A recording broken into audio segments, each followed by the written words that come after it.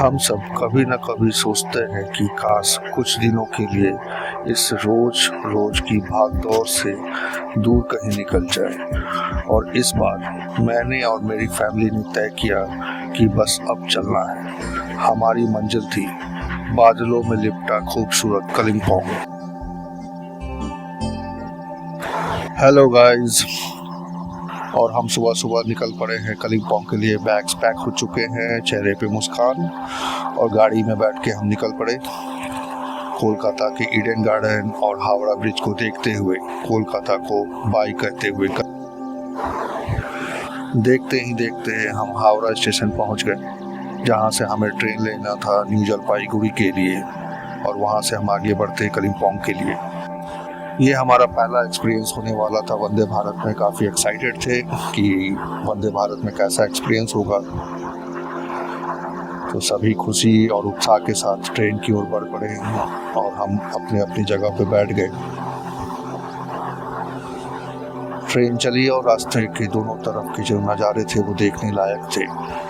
काफ़ी खुला मैदान, नदियाँ, और साथ के पैसेंजर काफ़ी एंजॉय करते हुए खाना खा रहे थे, साथ में बातें कर रहे थे। तो सफ़र का जो आनंद है इन्हीं सब लम्हों में, पता नहीं चलता कि इतना लंबा सफ़र कैसे कट गया। और इसी के साथ हम पहुंच चुके थे न्यू जलपाईगुड़ी स्टेशन, जहां से हमें जो है कैब लेके आगे बढ़ना था कलिम्पोंग के लिए।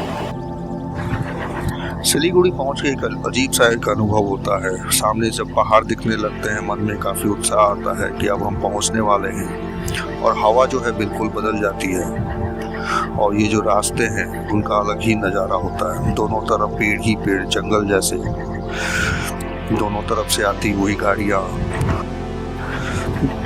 जैसे जैसे हम पहाड़ों की तरफ बढ़ते हैं, वैसे वैसे वहाँ का जो वातावरण, जो हवा है, वो बिल्कुल बदल जाता है।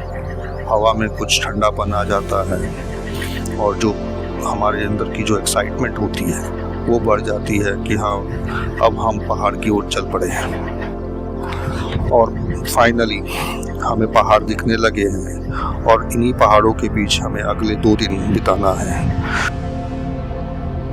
शाम का समय हो चुका था। हमें मालूम था कि कलिम्पोंग पहुँचते पहुँचते जो है रात हो जाएगी।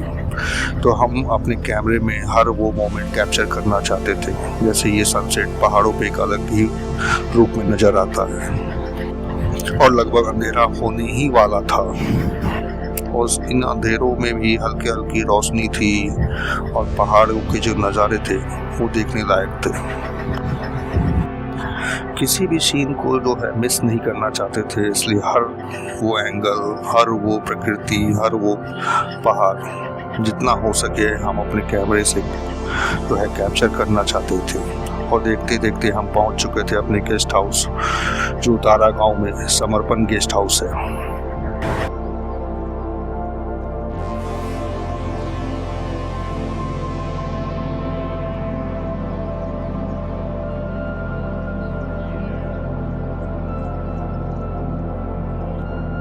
तो चलिए अपने गेस्ट हाउस को एक्सप्लोर किया जाए और देखा जाए यहाँ पे क्या क्या है। तो हम गेस्ट हाउस के ऊपर आ चुके थे। जो हमारा बुकिंग था वो फर्स्ट फ्लोर पे था, और ये रहा हमारा कमरा। यहाँ पे 2 बेड लगे हुए हैं। देखने में रूम काफ़ी अच्छा और सुंदर था।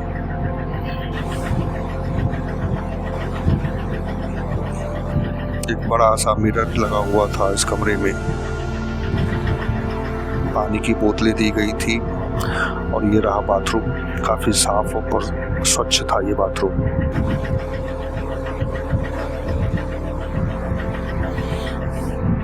यहाँ पहुँचने के बाद काफ़ी खुश, और हमने पहले ही बात कर रखी थी कि बॉनफायर के लिए, और वहाँ जो है चिकन जो है वो प्रिपेयर करेंगे। तो बॉनफायर की तैयारी शुरू हो गई थी, आग लगाया जा रहा था।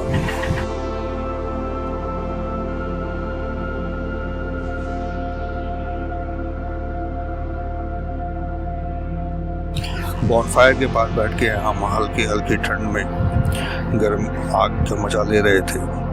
और चिकन प्रिपरेशन में जो हमारी हेल्प कर रहे थे वो समर्पण गेस्ट हाउस के ऑनर थे, और उनका एक बेटा। जिसका नाम समर्पण है और उसी के नाम पे इस गेस्ट हाउस को नाम दिया गया है।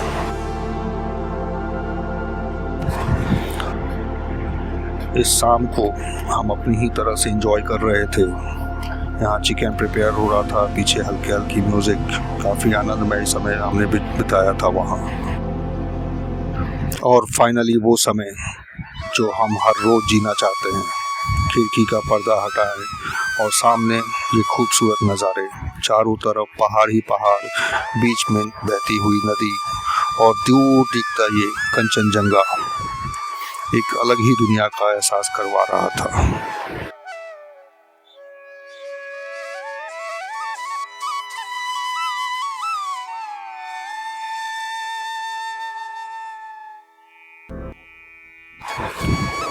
और सुबह का आनंद लेने के लिए हम सुबह सुबह निकल पड़े थे लोकल एरिया को एक्सप्लोर करने के लिए कि आसपास में क्या है।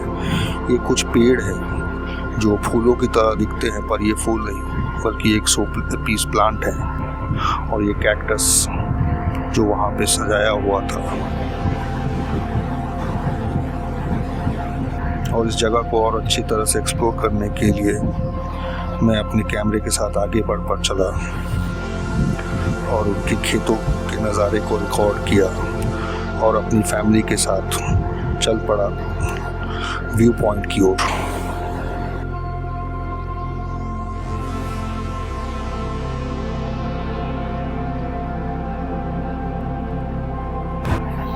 और ये है हमारा गेस्ट हाउस दिन के उजाले में, और हम इसमें फर्स्ट फ्लोर पर ठहरे हुए हैं। और रास्ते में कुछ हमें इस तरह के फूल मिले जो हमने कभी पहले देखे भी नहीं थे, इतने बड़े थे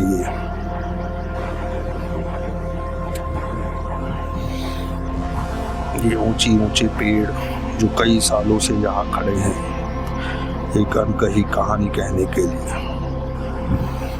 और ये रहे हमारे डॉगीज भाई, सुरक्षा गार्ड, जो हर सफ़र में हमारे साथ थे।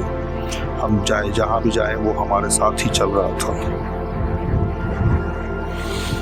और ये है समर्पण गेस्ट हाउस के पास ही ये व्यू पॉइंट जहाँ से आप पहाड़ों का नज़ारा ले सकते हैं।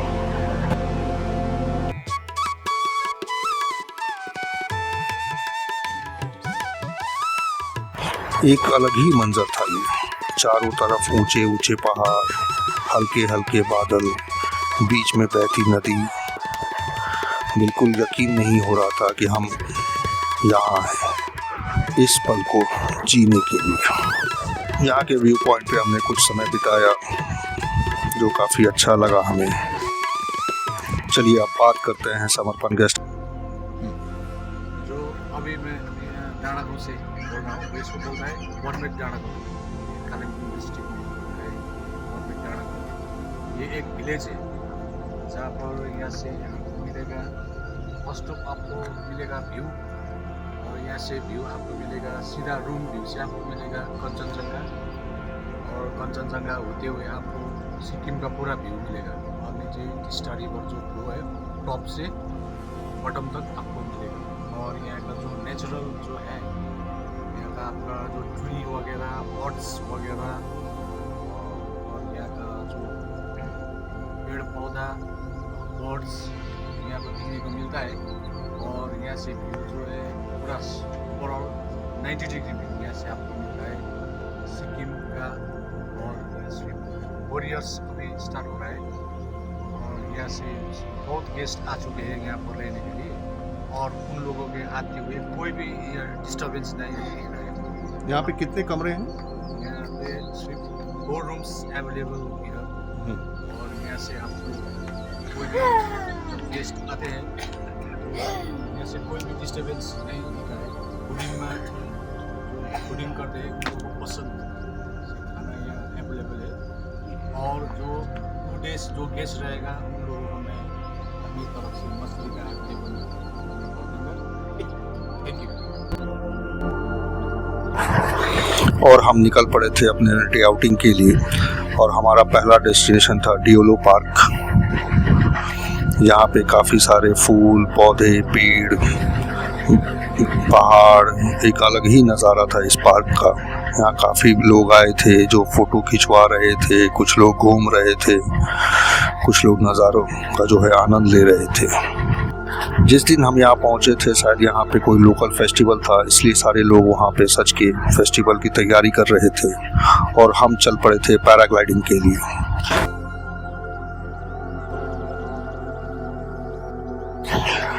काफ़ी इंतज़ार करने के बाद हमारा भी नंबर आ ही गया और एक ये अलग ही अनुभव है, once in a lifetime experience. और पैराग्लाइडिंग के सभी सेफ्टी पैरामीटर्स करने के बाद आखिरकार तैयार है उड़ने के लिए, इन नज़ारों का आनंद ऊंचाई से लेने के लिए, और चल पड़े हैं देखने एक अलग ही दुनिया।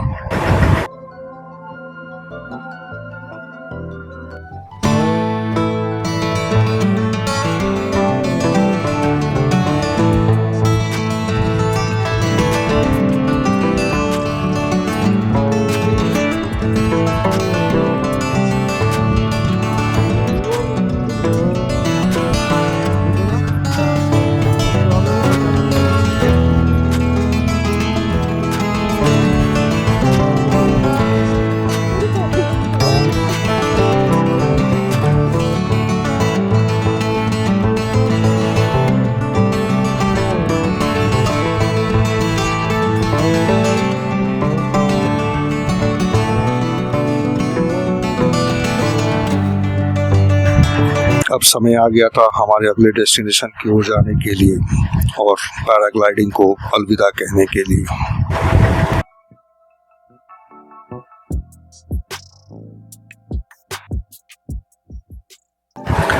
और हमारा अगला डेस्टिनेशन था मॉनेस्ट्री, और हम अपनी गाड़ी से पहुंच चुके थे मॉनेस्ट्री, एक बहुत ही शांत जगह जहां पे लोग आते हैं शांति की तलाश में। एक अलग ही अनुभव था यहाँ पे। अंधेरा होने को था मगर उससे पहले हमें जलसा बंगलो पहुँचना था, क्योंकि सुना था वहाँ से अलग ही नज़ारा दिखता है, और हम चल पड़े थे जलसा बंगलो के व्यू पॉइंट के लिए। आप जितनी बार भी देखो इन पहाड़ों को, लगता है पहली बार देख रहे हैं। एक अलग ही अनुभव, एक अलग ही सुकून, एक अलग ही शांति मिलती है इन पहाड़ों के बीच। और ये है हमारा आखिरी डेस्टिनेशन, तीस्ता नदी, और अपने सफ़र को अंत करने का और वापस अपनी रोज़मर्रा की ज़िंदगी में लौटने का एक अलग ही एक्सपीरियंस। यादों को समेटे हम वापस चल पड़े थे अपने घर की ओर। आपको हमारा वीडियो कैसा लगा ज़रूर बताएं और लाइक एंड सब्सक्राइब ज़रूर करें। Thank you for watching.